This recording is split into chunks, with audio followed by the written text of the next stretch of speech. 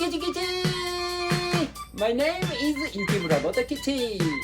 洋食レストラン京都ジャパン。ザ洋食屋キチキチの雪村元吉です。場所は京都にあります。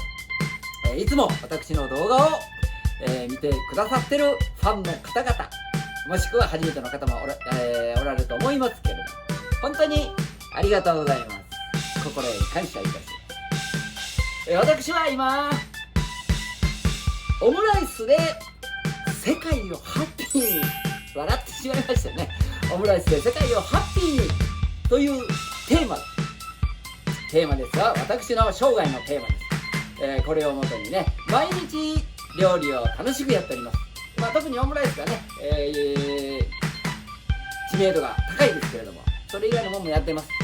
でもやはりオムライスで世界をハッピー、これに着手して日々オムライスを練習しております。頑張って作っております。ハッピーをいただいています、